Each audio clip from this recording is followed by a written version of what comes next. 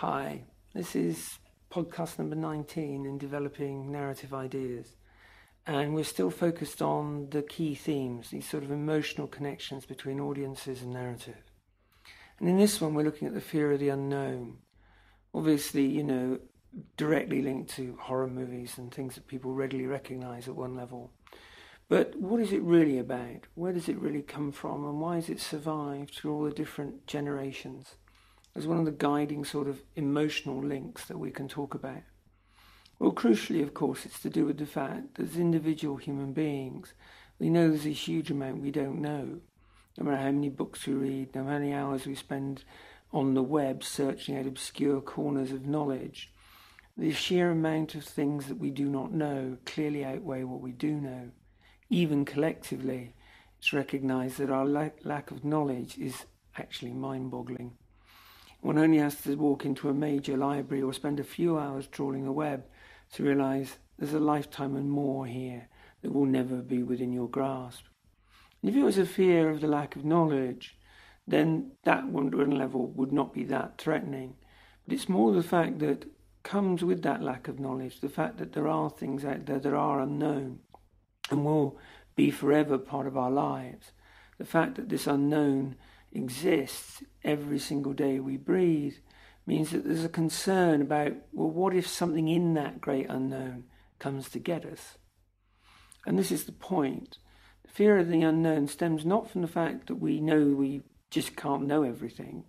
It's more the fact that there's things out there we don't know about, and we're aware that they may intrude in our lives and in fact destroy us. And from this, we draw an emotion, a fear, a very basic fear. Something that's been around for a very long time. From the time when, people lived in very, very small communities, and everything beyond a valley or off an island would have been seen as challenging and definitely unknown. In fact, of there would have come monsters, or more likely as not, other human beings that would come to destroy them. Equally, we carried on with this notion of the unknown on our maps, in our cartography. Even in the Middle Ages and beyond, there were large parts of the world that were still marked as unknown. And even into the 20th century, there were parts of the Amazon basin and Central Africa that were still largely unknown. But this concept of the unknown being physically there is not really what we're talking about. What we're actually talking about is this sense that there is the unknowable, something that we just can't fathom, and it's out there, and it may come, and out of it may come something that could destroy us. This is the basis of monsters. Narratives that contain monsters are really the greatest expression of the fear of the unknown. They work in many different ways. Throughout time, monsters have changed. Once monsters were simply big animals, and you can argue we still have that sort of narrative around with things like Jurassic Park. But monsters in the more recent past have tended to come from two particular directions. One, the imaginings of the fears of those that represent the things that we repress or things that we try to avoid. So you have all those sort of monsters that come in dreams, and the monsters that sort of lurk at the edge of communities, representing someone who was killed or someone who was done away with. Now, this is the area where, of course, you can actually get into the fear of death when they actually become ghosts. But what we're talking about here is that these people haven't gone, they've just been marginalised, or they've come back as pure imaginings, realities that, say, teenagers of fear in the middle of the night. And then we have the other type of monster, the monster that is about the modern universe. The fact that we fear things from space and the physical world. The recognition that this planet is actually very small and in the great scheme of things, not remotely significant.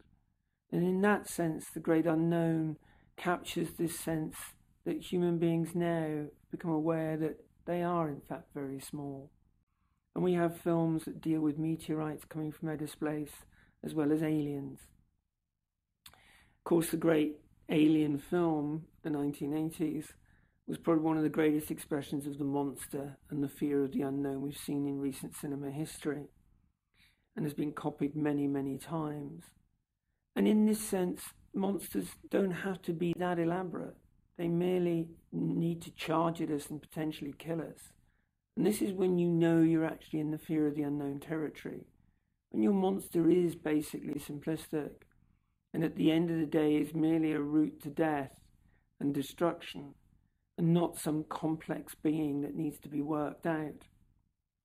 So, for instance, when one is dealing with Hannibal Lecter in Silence of the Lambs, one is definitely in thriller territory.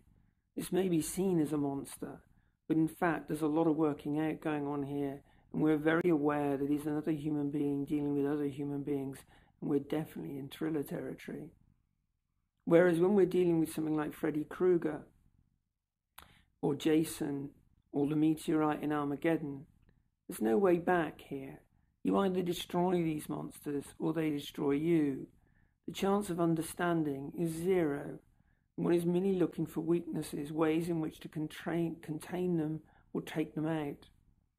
It's a very simple basis of narrative, but a very, very powerful fear and a very deep-seated emotion. It goes right back through the history of humanity in all cultures. And it's why this type of monster horror still works today, both in any type of narrative one cares to mention. And equally at that level, in that it is such a basic fear, it tends to express, when it's successful, what the current cultural society fears most. So the emergence of the big environmental disaster movies of the last decade, where the world has grown up to global warming, and the idea that tsunamis and earthquakes and massive temperature changes could actually destroy us, is a classic expression of our fear of the unknown. In this case, the unknown of what happens when our planet goes through radical climatic change. So if you're looking for new monsters, they're almost certainly already out there. They're in the culture. They're just waiting a means of being expressed in a film or a book that you're about to watch and see. And you'll know that you're facing your fears when you go to see them or read them.